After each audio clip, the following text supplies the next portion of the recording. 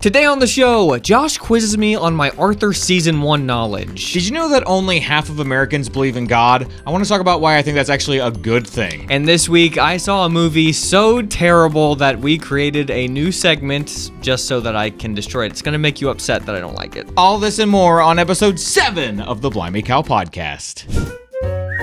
Josh, I've been listening to some music that's going to surprise you. Okay. Thanks so much to our new supporters at supportblimeycow.com this week. Those people are Jenna Jeffries, Joel Radford, Nathan Toney, John Ordish, and Gabriel Crespo. Why did we get so many this week? Because people love the podcast. Wow. And thanks to Anderson University in Anderson, Indiana for sponsoring this video. Guys, we're testing out a new setup for our podcast. Well, what do you think? We're going for the portrait look. We have to pose. Maybe we'll put some decorations back there. We need to zoom it out a little bit if we do that and we don't have room. This space we shoot in is small. People probably think this is a huge studio, but it's not. This is a little corner of my basement. You know, I get on these kicks, and I have to. It's an obsession, a burning desire. If you know what that's from, comment below. Yeah.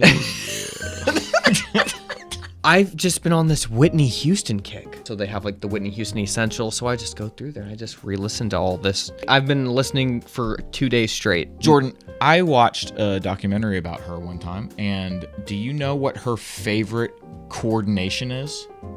What her favorite coordination, like juggling? What are you talking about? Yeah, her favorite coordination. Juggling while bouncing on a ball. No. Well, what do you mean? It's My favorite coordination is juggling. Last week, Josh, you asked, what was the first R-rated movie that you ever saw? Would you believe that almost everybody said like only 3 movies? A lot of people said Passion of the Christ. Yeah, that's not surprising. The other 2 were The Patriot. I understand that. But I think that a lot of parents probably skipped that scene. Yeah, they surely. Maybe they didn't, Josh. I think in all the times I've seen that movie, I've only watched that scene like maybe once. You know, let me tell you something. After you... Oh, this is funny because this is a Mel Gibson movie. After you've watched Apocalypto, every scene is that. Every scene. You'd skip the whole movie. The actual gross part of The Patriot is when the cannonball takes the guy's head off. Did you skip that scene? No. So, it happens so fast, you always forget. And I'm like, oh. They got you. They caught you. Apocalypto, though. Oh, it's just constant. It's just constant. Things getting hacked off. And then the other one that I heard a lot was Air Force One.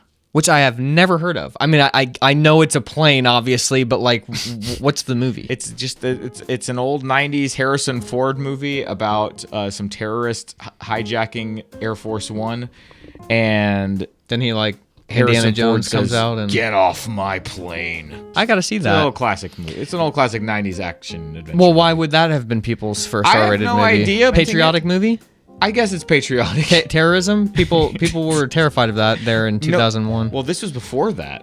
Well, I know, but what I'm saying is these people weren't born before that, so maybe their parents were like, hey, it's a terrorism movie. We need to watch this now so we know what to expect when we get on the plane. You said that you thought that you knew what my first R-rated movie was. I'm pretty sure that your first R-rated movie was The Matrix. If it was the Christian version where he says, holy slugs. Holy slugs. So I don't think that actually counts. Yeah. First R-rated movie was Gladiator. That was mine too. Dad watched it with me when we were in Florida, and I really wanted to watch it. You guys had gone to the library, and I was like, man, I really want to watch this, and Dad was like, well, we can watch it together.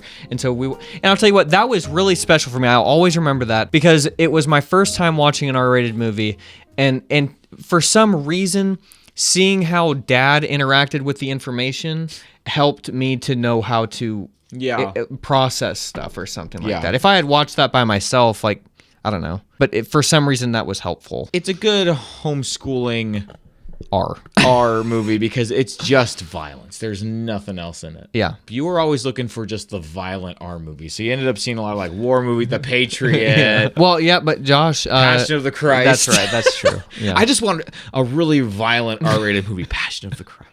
I don't think I should laugh at that. I don't feel like that was appropriate. But I remember seeing The Passion of the Christ and... thinking it should have been a little bit more violent. Yeah, I was like... They should have Maybe it was just they hyped it up so much that I was just like, okay, I mean, this is just gratuitous. I'm sitting here thinking, oh, how'd they do that?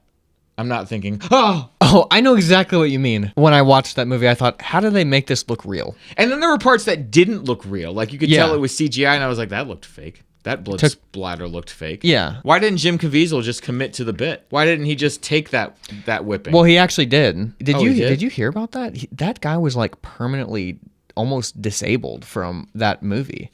He had like double pneumonia, almost died because he was up on the cross for so long. You should look up about what that man went through. Okay. All right. So it'll make you appreciate. I met him once. I met Jim. Afterwards, he seemed okay.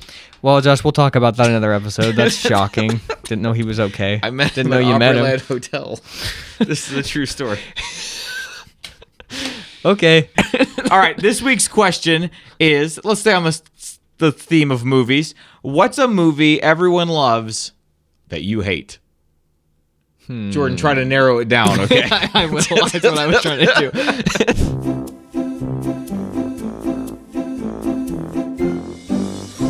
Here's my meme this week. Check it out. Watch this show as a kid, bro. If you like to talk to tomatoes.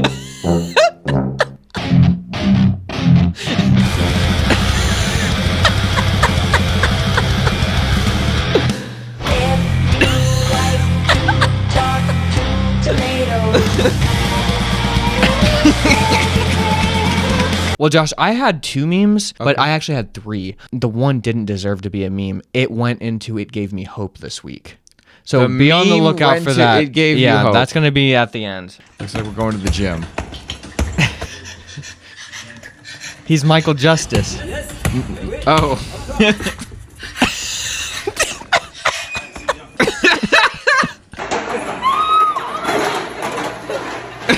I'd rather have a guy who carries his own cross. I thought that one was funny. Wow, Josh, that was people's number 1 part of the show is... Hey, don't give it away. Oh, right. Sorry. I forgot. We were okay, so last week on the podcast, we asked for you to fill out a survey to tell us what your favorite segments are. At the end of the show, we'll tell you what those are. And not a moment before. You want to play a game? Yeah, let's do it.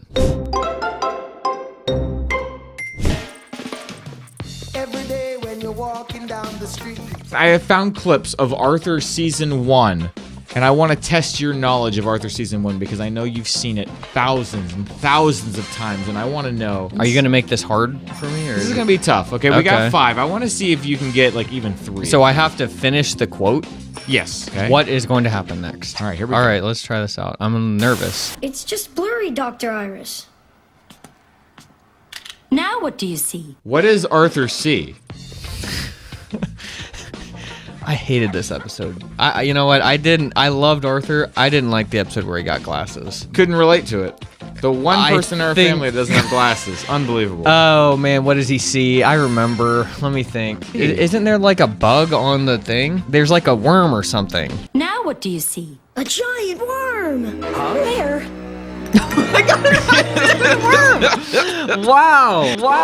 All right, that's one. Good I job. can't believe I guess it was a worm. All right, here's the next one. He's gonna Remember burp. me? He burps. And then it like takes a shot and then you just see it. Remember me? I'm the one who burped. That one was easy, okay? So that's 2. We're not going to the park today, Buster. What? Get your books. What are We're they gonna do? study. We're gonna study.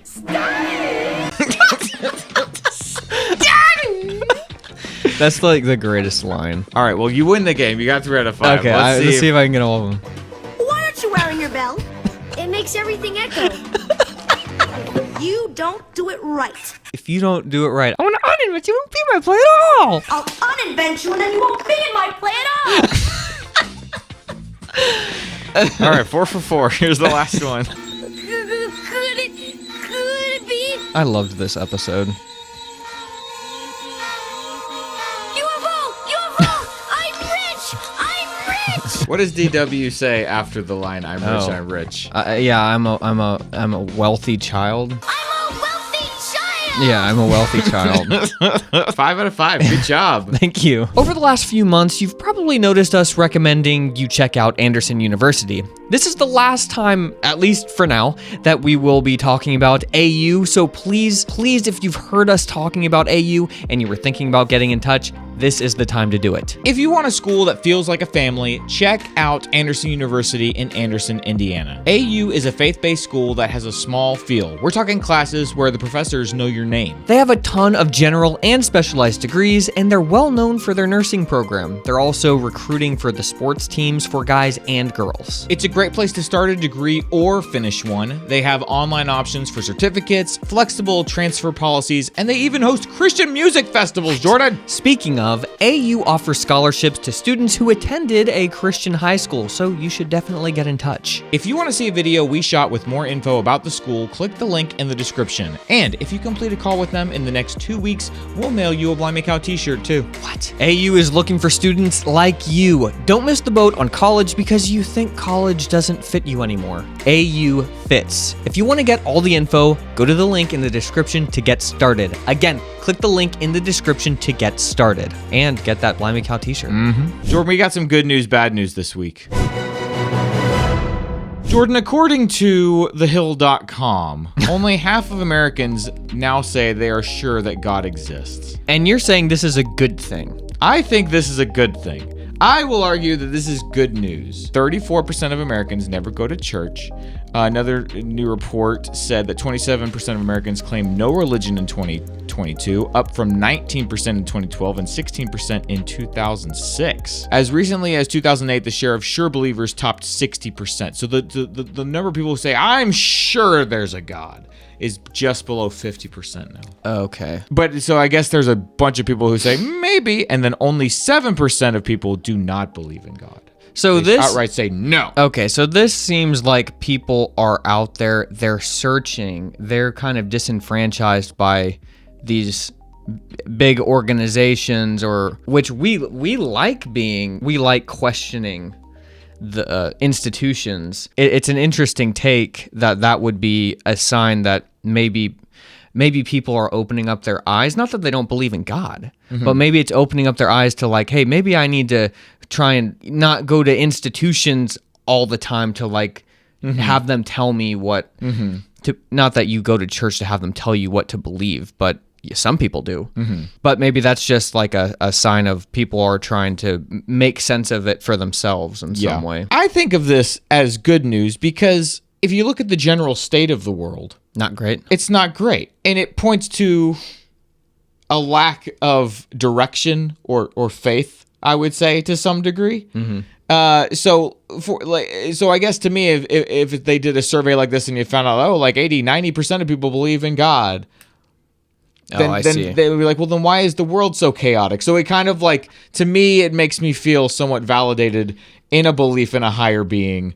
That it's like, well, if people don't believe in a higher being, then it makes sense that the world is so chaotic. I so see. it's not that it's good news that people don't believe, that half of people don't believe, but it's more just like, sort of like encouraging to know, like, well, there will be, there will come a time when hopefully, as life and culture and such just kind of cycles, that you'll have a time when more people believe, and then maybe it'll be less chaotic. So you're saying that if 100% of people believed that there was a God and the society is going terribly, you would think, what? Right.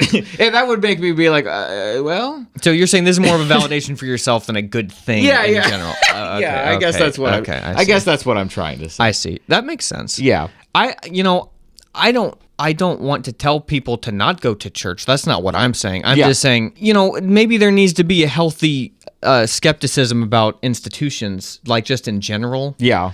And so I'm not saying that this is like a great thing, but any little tidbit that I see that society is maybe going in the direction of like, why, or like what,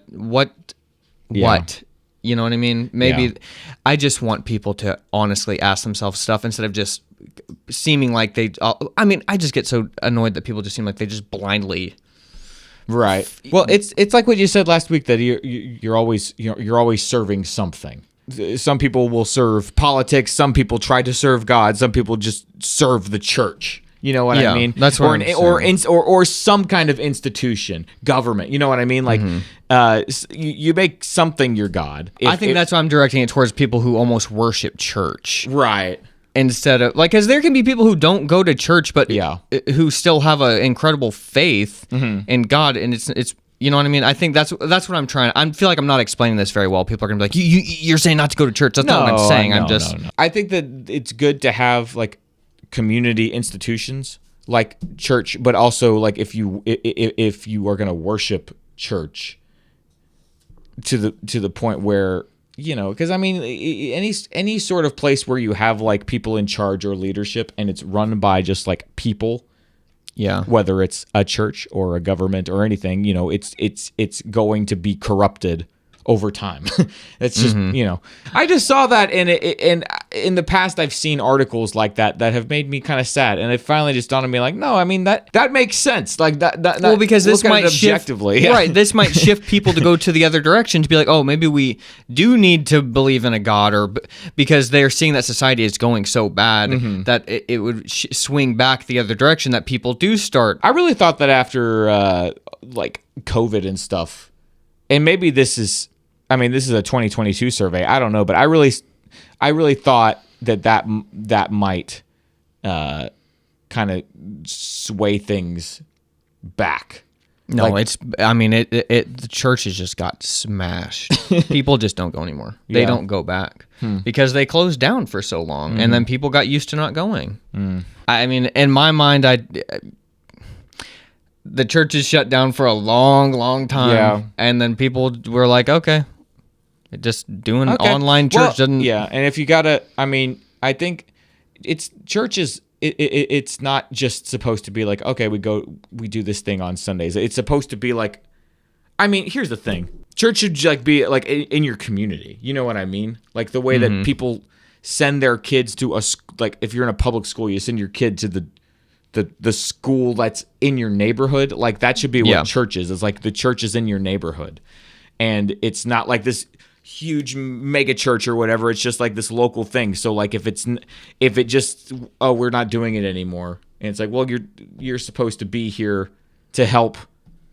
Like we're all supposed to be helping each other. Yeah, but they're like, well, no, you can't be together. And now it's just listen to the preacher preach. But if it kind of becomes an institution, like the action of just like, okay, we're doing this thing, and now we have to stop for a while. It's like, well, people kind of internalize that. I agree. Yeah, it makes you think about church differently when it's shut down for so long, and you're viewing it as, I'm just listening to the preacher preach on Sundays on video. Yeah. And I'm not communicating with anybody. I'm not, because they want us to be separated. I don't know. I think it just kind of shifted a lot of people's mindsets. Yeah. Well, hopefully it's a short-term bad thing, and this signifies it's going to swing back the other direction. Yeah, because I really think if the way we think about the world is accurate to any amount, then this is not sustainable, and that's why I don't. That's why I see this as a good thing, because to me it's like, well, this can't get much worse before society will just eventually cease to exist in any like meaningful way. That's kind of how I think about it. But we'll see. It's an interesting time to be alive. What's you the want next to do one? a top 10? Yeah, let's do it.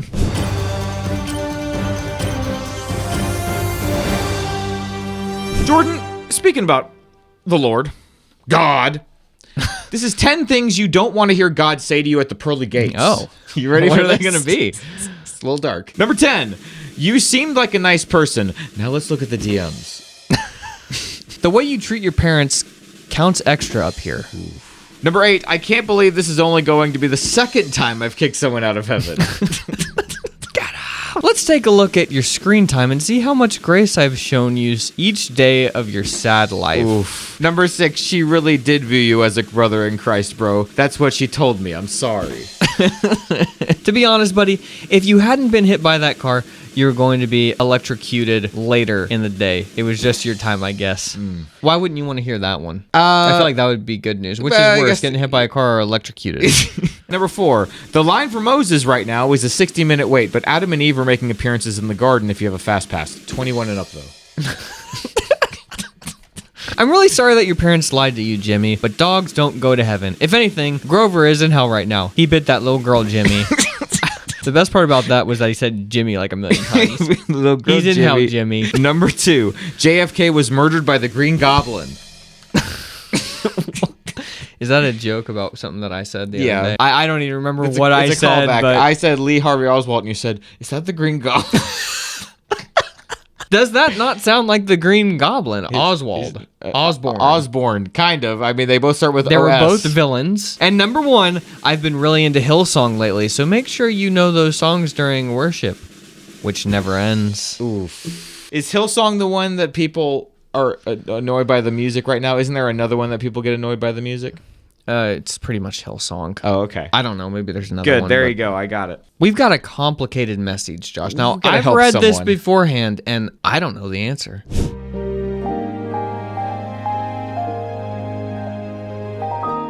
Dear Jordan and Josh, I have always struggled with opening up to people. If I'm having a hard time, I'll usually keep it to myself until I have things under control. It has gotten to the point where my relationships with friends and family suffer because I don't let people know if something's wrong. I deal with depression, and though it's not new to me, it's gotten pretty dark and has become internally crippling. I know I should probably seek some type of help, even just letting a trusted friend know the lengths of it, but reaching out doesn't seem possible because my nature goes violently against it whenever I try to speak up. Do you have any advice on how to open up and maybe even gain the courage to ask for help? Thank you, a depressed coward. How do you open up to people? This is what's hard because it's like, just do it. Like, what else do you say? How do you? I think that was my initial reaction was like, Yeah. it's always gonna be hard, but like he's saying that he or she, I don't know, Yeah. is saying that he's about to share and then he just cannot bring himself to do Yeah. it. Like at some point you just, I don't know how you trick yourself, but you just say it. You just do it. Yeah. And I don't know what else to say. I think it becomes a thing where it's the fear of being rejected when you put yourself out there. So it becomes impossible to do it because you feel like if I don't do it, then I don't have to worry about anybody rejecting me or not liking me. Well, that's true, but let's put it this way. People can tell that you are depressed and like anxious and sad and stuff. You're not so good at hiding it. So if you go to a trusted friend or if you have a nice family or something, you talk to your family. I mean, I don't want to say there's no way that they would probably be like, wow, this is the moment. They're going to talk to me about what's been going on because they've seemed really distressed and upset recently. And they'll be excited almost that you're like opening up. But it's hard when you've wanted to do something for so long and you haven't done it. It's like you've built it up to be this huge thing in your mind when it's just going to be this moment in time and then it's over and it's like, wow, really glad I did that. It wasn't as big of a deal as I thought and now I feel better. You could always start off kind of easy and just say, hey, what could I tell you some stuff that's going on with me? And just kind of start it that way. Just kind of like dip your toes in instead of feeling like you're just going to, all right, I have to just start talking now. Well, and if this person isn't used to talking about, having that vocabulary, and there's a specific way to go about, like, starting to talk about your life, and if somebody hasn't done that, like, we just take that for granted because it's what we do. But, like, for somebody who is actually terrified to do that, they, like, lack the initial skill that it takes to feel like you're kind of easing into that conversation instead of just be like, can I talk about my feelings with you? But when you actually are going to talk to somebody about how you're feeling, there's certain things that you do or ways that you say things so that you kind of bridge that gap of that weirdness. I mean, I guess you just need to make sure that the people around you are people that are trustworthy. But the only way to find that out is to kind of just put yourself out there a little bit. And if they don't want to listen, then don't take it personally. You know, I mean, if somebody opened up to me, even if I didn't feel like it was the most appropriate or wanted thing, I would still try to listen and help. You know what I mean? Yeah. Because I'm a nice person. So if someone isn't willing to do that, that's not a nice person, you know? Yeah, so don't take it personally, but... Yeah, I mean, it'll help you weed out who you can trust and who you can't. You just kind of put yourself out there a little bit. And if you lack that nuanced language and skill of, like, bringing something up, just screw it. Just do it anyways. That's why I say maybe just start it by saying, can I just tell you how I'm feeling right now or what's going on with me? Because that way you don't even really, speaking of debilitating depression Yeah, right. and my past. I don't know. I hope that helps the depressed coward. It's a harsh name to call yourself. It is kind of painful. It's going to be okay. All right. Yeah. It's stressful giving advice. I don't know how you've done it on Jordan's messages for so long. You work through it by making a bunch of jokes about stuff that doesn't really necessarily make sense, and then you figure it out, and then you give the actual advice. That's how you All do right, it. we'll try that next week on the Okay. message. Deep thoughts.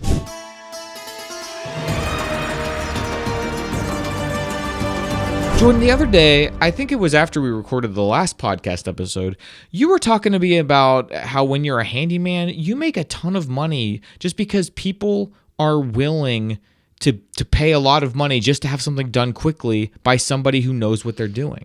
Yes. And I was just thinking about that. I always stress about one day not being able to make money. Like nobody wants to hire me or whatever. This week, I also had lunch with an old friend who just needed some YouTube advice and stuff. And I didn't feel like I was being super helpful. But to him, he doesn't know what's going on. He doesn't know what he's doing. So even getting to talk to, it was helpful. Just doing some kind of consulting of some sort. Yeah. And it just hit me. I was like, I was thinking about how I'll talk about that stuff with the boys as they get older. And I think as a parent, I'll want to say, like, if you get so good at something that people go out of their way to ask you for advice about it, then you don't have to worry about money because you're always gonna be able to find employment if you're the kind of person that others seek out for advice on a particular occupation. Yeah. And that made me think about that idea that people talk about. You have to work on something for 10,000 hours to become an expert at it. If you spend 10,000 hours doing something that is a needed profession, that's 10,000 more hours than most everybody else on this planet has. Like even us, like even though there's so many people on YouTube now, you know what I mean? That's still like a small fraction of the population of even America or the world. That was encouraging to me, and I feel like that'll be a good way to encourage the boys as they get older to be like, look, because I always think, like, I don't want to pressure them to go to college. I don't want to pressure them to feel like they have to go get a real job. I never did that stuff. I mean, I did for a little bit, but I went to school, and then I did get a real job for a little bit. But most of the time, I've worked from home, and they're always going to know that. And God knows that about me. I always... Anytime I'm stressed, I always just think, I know this is going to be okay because God knows me. He made me this way. He knows that I'll go crazy if I have to go get a real job. And it's not that that's something I have to work through. That's just true. It's not like, okay, now my next battle is getting a real job. It's like, no, I literally will die. If I have to go work for someone else again in my life, I can't do it. I can't do it. I will go crazy. So this has to work. I had the same thought. I was filming something for just for some friends. Right. Yeah. And you're so used to filming and all this stuff. It's just so in your brain that you think, okay, it's just normal. But then, like, the questions that people ask, and you don't even have to think about the answers. It's just like, it reminded me of when I'm helping my neighbor Eddie build stuff. And I'm learning alongside of him on how to do stuff. And I just ask all these seemingly stupid questions. Yeah. And he doesn't even realize that it's something that a person wouldn't know. Yeah. And every time I ask him that, it's so interesting, not even just the answer, but like he doesn't even have to think. It's just such a part of his brain. Because he's done it so many thousands of times. Yeah. He knows every wrong way to do it. And the only thing that I have in my life that when I do it, I feel the same way when somebody asks me a question is with videos, obviously. Right. I just... Because that's how to set up 10,000 hours on, You know how to set up a shot. You know how to talk to people to get them to do the right thing so they feel comfortable. You know how all this... Anyways, just take that as an encouragement. All you have to do is spend 10,000 hours doing anything, which that's a lot of time. I mean... I did the math on that one day of how much that was. If you spent 10 hours, it's roughly, this isn't exactly right, but if you spent 10 hours a week on something, it would take you...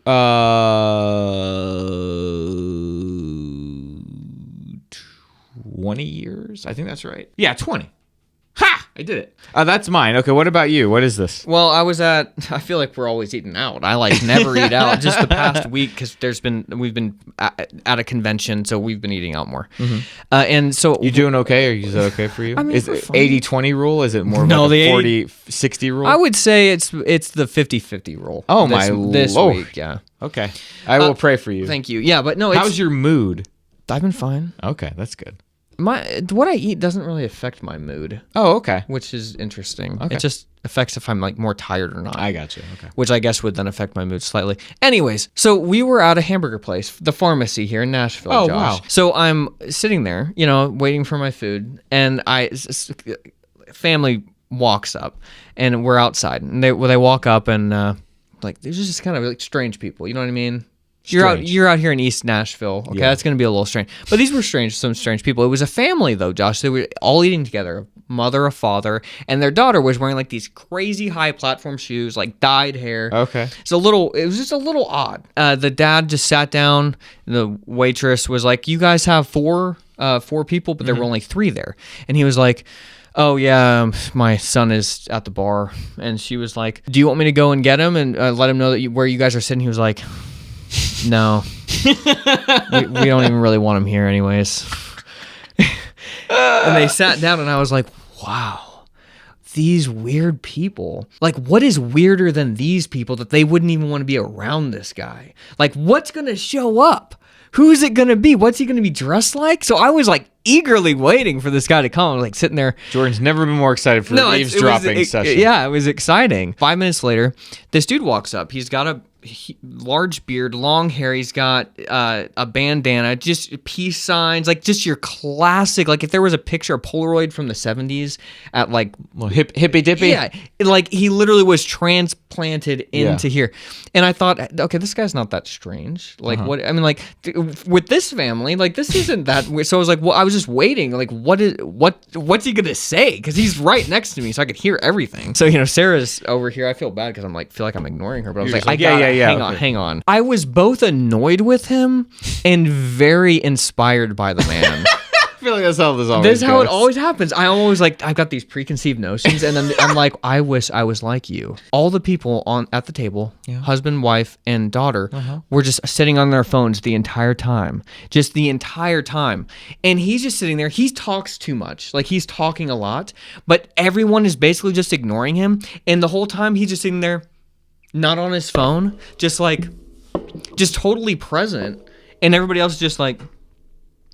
And they're annoyed with him, even though he's giving them his full attention, and they weren't. I was like, dude, this guy's like totally present, like more present than I am. He didn't want to be a part of the way that his family lived. Yeah. And so he's kind of going down this other realm, which is maybe a little odd, but like he's got some stuff right that I was like taking nuggets of and like, good for I him. should be more like this Good hippie for guy. him. Good for him. So that was my deep thought. I judge people pretty hard, but then half the time I'm at the end of the day, I walk away and I'm like, why am I not more like these people? You know what I mean? Just eavesdrop. That's all I do. All you gotta I do mean, is eavesdrop, and you'll learn so much about this world. That's all I do. Okay, Jordan, you texted me this week to completely dump on this movie you watched. You saw it this week. People are gonna be so mad at me. I don't know. I went on Rotten Tomatoes expecting this to get like a 20, literally, and it got like almost an 80 by the viewers.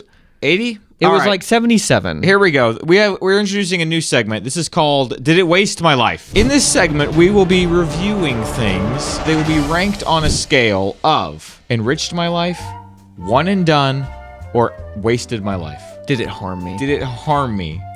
Did it suck time out of my life? Jordan, what is the movie that sucked time out of your life this Well, week? maybe people can guess because we've been talking about the Apple Vision Pro. And so Is that I was, why you watched it? Yeah, and so I was like, Apple made they looked like Ready emulated Player One. Ready Player One. So I was like, wow, I want to watch that. And I was like really excited. I was like, wow, this is a Spielberg movie. I didn't realize that. So I was like, man, I'm excited to watch this. And the whole time I was watching it, I was like, I really wanted to like this movie. I was just really disappointed. And if you like this movie, comment below, like, why I should.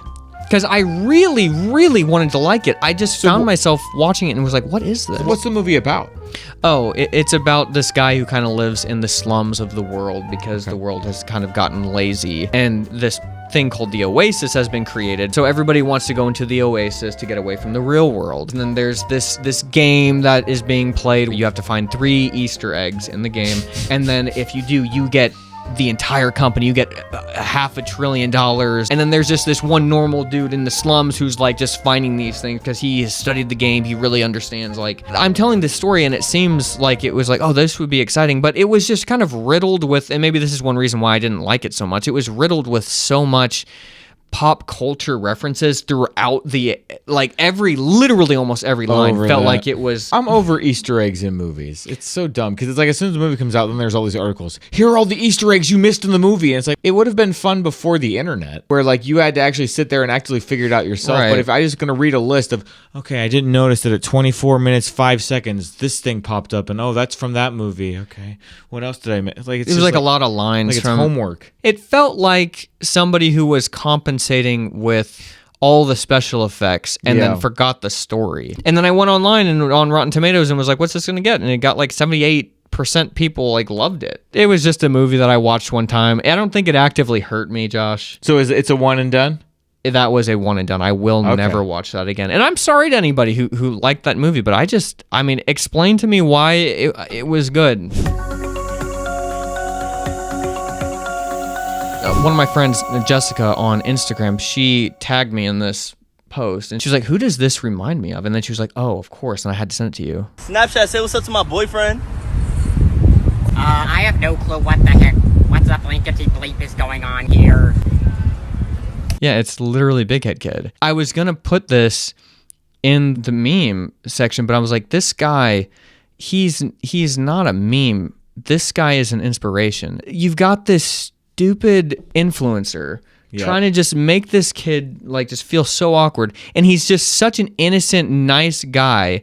He doesn't even want to cuss on camera, and it just made me sad, actually, is what it made me. And I didn't want to even like, it's just what it is. Like, this is the perfect embodiment. I'm not trying to make fun of the guy, but it is the perfect embodiment of Big Head Kid in some way. And Big Head Kid is near and dear to my heart. I think he's a great character. You want to protect him. There's something about Big Head Kid that he's like, you want to be like him in some way because he's just so present. He's so there. He tells you what he thinks, but he's extremely sensitive, vulnerable. Yeah.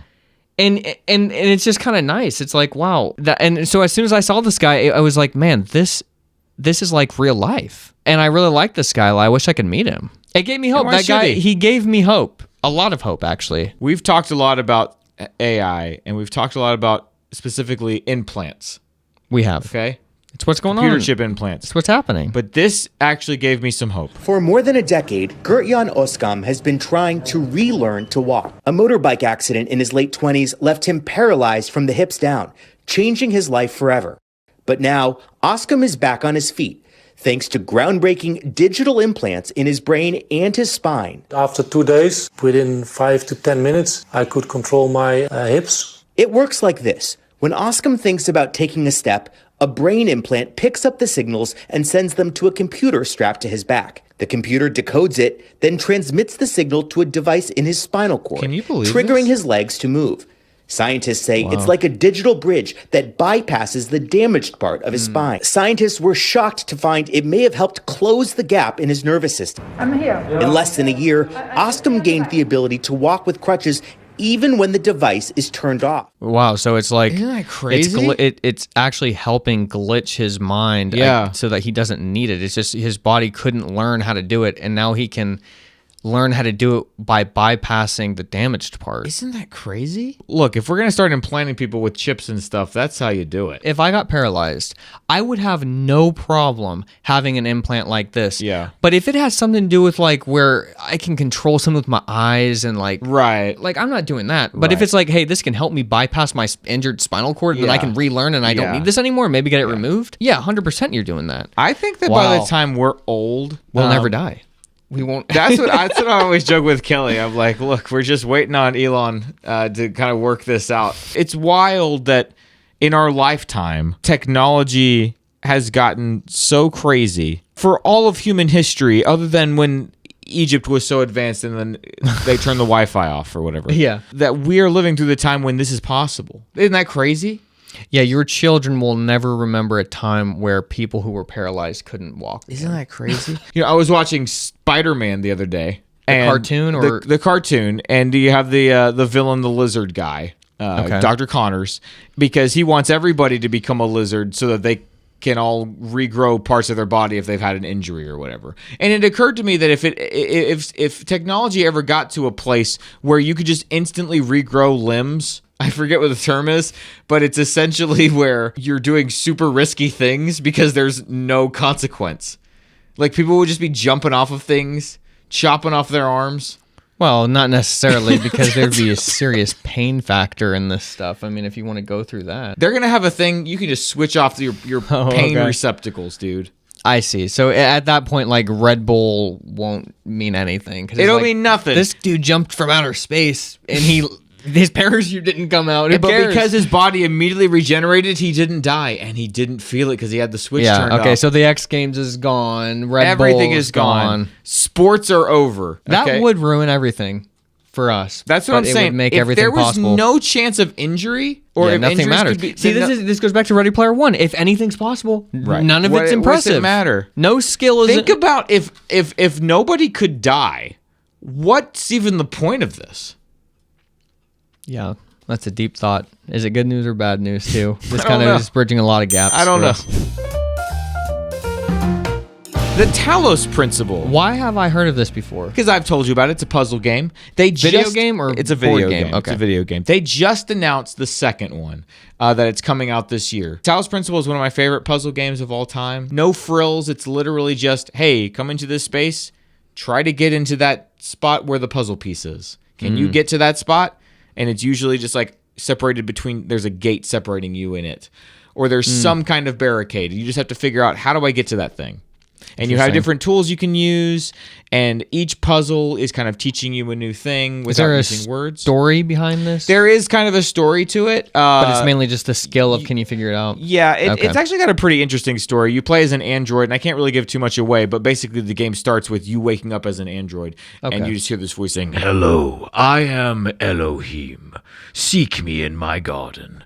And you have to kind of figure out, okay, why is this voice calling to me and telling me to like do these puzzles and stuff? Very interesting game. One of my favorites. And the second one is coming out. So if you really like puzzle games, it's a 2-for-1. Now you're gonna have 2. Yep, that's right. Okay, what about you? So we haven't talked about the Underground Doghouse in quite a while, Josh. We haven't. But it's going well. I finally ordered the block. 6,000 pounds of block was sent to my house today, actually. Now I can finally build the retaining wall that goes in front of the doghouse so that you can't actually see the doghouse, and it just looks like a hole in the wall. In the earth. A hobbit hole. It'll be a hobbit hole, and it'll. Should I make the circle? You should. You really should. I don't think that I. Well, I could. I would just. It would be hard because I got to cut just those blocks. Just get Eddie to help you do it. You'll knock it out in a couple hours. Block, it's not cheap. These retaining wall blocks, this is not cheap. So, I'm doing the math. I'm like, man, this is like a lot of money. This is for my dogs, man. Like, is this worth it? I've already done a retaining wall, so it's not like I'm learning anything new. So you can't even justify it that way. I can't even justify it. So I was like, you know what? Here's what I'm going to do. I'm going to go to my local grocery store, which is called Kroger. And that's Kroger's. Kroger's. I was trying to be politically correct for them. And I go to Kroger's. They have a system where if you get gift cards, well, if you buy anything in the store, you get fuel points, and they also have a gas station. The more fuel points you get, and the more money off you get of your tank of gas. So I was like, here's what I'm going to do. Sarah taught me this. I'm going to go buy an obscene amount of money on these gift cards. That's right. You could buy a gift card there for $500. Don't lose it. No, I didn't. So I bought the gift card. 500. Made sure it was 500 and not 50. I actually bought more than that, but I didn't want to say it, but it was more than 500. I bought the max and then some more. Anyway, so I buy the gift cards. I'm almost out of gas. So I go into the gas station and I get $50 worth of gas for free. It was free. So I just got $50 off of my very expensive purchase. Did that justify it? No, it didn't. It didn't justify it, but it helped me to bridge the gap to be able to waste my money. Yeah. Look, anything you're doing to improve your property and save money on gas, it's worth it. Yeah, it was gas was is not cheap. Yeah, it was $3.29. I got it for free. What happened to gas? The other day I went down the road and it was $2.99. The No, next it's day it was 3.29. 3:30 again. Yeah. I was like, what happened? Did They it get cheap for turned one it day? Off, turn it on. You're gonna spend the money anyways. If you know that you like O'Charlie's, okay, or you like Five Guys, just go and buy a bunch of gift cards that you're gonna spend them eventually, and then you save money on gas. Don't lose those gift cards. Don't lose those because it is terrifying holding a $500 gift card around. Because if it's gone, it's gone. That's a good tip. Thank you for the budgeting tips. Yes, you're welcome. Budgeting tips from somebody who just spent $500+ on blocks. Yeah, so it's like it evened out. It did. It did. It did. But it's gonna look really cool when it's done. It is, and hopefully I get a 1 million view video. It would be called "I Built My Dogs an Underground Hobbit Hole," or something like Genius. Put Bilbo and Frodo in the. That's what you gotta With do. Tucker. God help us. That's what you gotta do these days. that. You do. It's so sad. And then you in the corner going. Yep. Oh Lord, I hate myself. It's tough times out here on YouTube on these memes. It is. Okay. And it's all MrBeast's fault. It is. You know, God bless the guy, but it's his fault. Every time. Like, it's such a stupid thumbnail. I'm sorry. But why is his mouth open every single time? I don't understand Because it. he did the research. I your just mouth assume is everything open- I watch of his, I just assume this is the most efficient way and the most But doesn't it make you marketable not, way to do it. Doesn't it make you not like the videos as much because you know everything, even though the videos are good? Objectively, they're interesting. It's like this is almost like if an AI robot it feels like curated this so I would keep watching. Yeah. It kind of annoys me if I'm being honest. Yeah. I like the videos. I watch every single one. But I feel like my brain is being manipulated. It's like listening to pop music. That's exactly right. That's exactly what it feels like. It's like I objectively do like this. Yeah. But I feel like I was told to like this. They're hacking my brain And to make me they like knew this I was Carly gonna Rae like Jepsen the- song. Yeah, they knew I was gonna like this, and that's why. That's I why his like mouth is open up every single time, because I click on the video every single time. Let's get to the survey results. it. Okay, here we go. That might be the last time you see that thing based on the survey results that we got. Okay, but here were the top 5 segments on the show when you guys filled out the survey. Number 5 was question of the week. Was that kinda surprising to you? Yeah, well, especially because feedback was so low. Yeah, feedback basically got nobody clicking on it. Most things did pretty well. Feedback tanked. did, but people love question of the week. So I think what we're gonna do is just kind of So even when it's becoming one thing. even when it's top 5, that was like I guess we have a lot of segments. So top 5 is still it did well. Yeah, all of Okay. these were within like 10 or 15 votes of each other. Oh, okay. So Yeah. question of the week did well. And then number 4 is it gave me hope. People love getting that optimism. You know, it's a stark contrast from Messy Mondays, which just depressed everybody. All Yes, the time. that's true. Okay. Number 3 is the Messyge. Which surprised us. That surprised me. So when we started the podcast, we thought we'll start the show by doing Christian meme review and Jordan's messages type segment Because people are used to that. just to kind of bridge the gap so people don't freak out. Count how many times we've said bridge the gap today. Comment below. It's been at least 4. We kind of thought we were going to end up dropping the message at some point, But people love it. And a lot of times people are commenting about the message in the comments. Are they? So, Okay, yeah. okay. Number 2 was Christian meme review, which was the most surprising one because it was the one in the survey results that we got the most responses about, where you could actually leave us a little comment on the survey. People said, hey, I want to be able to listen to the show, but the Christian meme review section makes it hard to do that because I have to be watching the screen for that part. How do you would have to describe what was happening? Okay, here. So in this meme, there's a cartoon guy. Yeah, I feel like that's And not working. I think that if we start putting the show on like podcasting platforms, we'll just have to cut that section out. People keep asking if we're going to put the show on. I know, I've gotten that a lot on Instagram. But People ask me to I want people to watch it. I want people to watch it on YouTube first. But I get it. I know how it's, but I also use YouTube Pro or whatever it's called. What is Red it called? Premium. Premiere? Premium. YouTube Premium. Is that what it's called? Yeah. So I most of the time I just listen to stuff, you know, because you can not have the app open and still be listening. So I don't have that luxury right now. I was like, you know what? I'm just gonna listen to some ads. we were over at Mom and Dad's house the other day, and some random YouTube ad started playing between like videos that Isaac was watching, and this woman just straight up took her shirt off. It was like an ad for a movie or something, but it was like What? it was On a kids marble thing? it wasn't on the kids section. Oh, it was just still. It should. You yeah, think it would be smart enough? Yeah, but and here was the thing. that happened. That was the first thing that happened in the ad. There was no lead up to say like, "Oh, this is a movie trailer. Let's turn this off." It was the first. It was trying to get your attention. It made me so mad. Like there was no reflex time. I don't even know what it. I was like, "What the?" And I turned it off, so I didn't even see what it was. Number 1, and this surprised me, but at the same time, I guess I it wasn't didn't. super surprised. Deep thoughts. People love the deep thoughts. They do. I think that's the time where we basically tell stories. We tell stories about what happened to us that week. It's either conspiracy theories or encouraging things. I think deep thoughts and it gave me hope are kind of sort of the same thing. Yeah, I know. Sometimes. I know. I thought, should we combine them? But you can't put conspiracy theories in and gave me hope. Or maybe you could. Well, it depends. If Hollow Earth theory is real, there's a whole race of people that we've never seen. And that does give me hope. If the Green Goblin really did kill he might pop JFK. out of the hollow. So based on what we got, we're probably going to just keep doing what we're doing. Essentially, we'll combine feedback and question of the week, I guess. That's all we learned. I think people like seeing their comments on the show, but I think with no context, it's like, I don't remember what happened last week on the show, so I'm seeing you guys responding. Yeah, why did that guy say a koala's not a bear? Who cares? And even if I knew, who cares? Yeah. So that guy's like, dang. Sorry, a koala is a bear. All right, let's get out of here. I think this is pretty long. Okay. Hey, thanks everybody for listening, watching, listening. Whatever you're doing. We'll be Folding back. your laundry. Episode 8 next week. Everybody take care. See ya. Bye.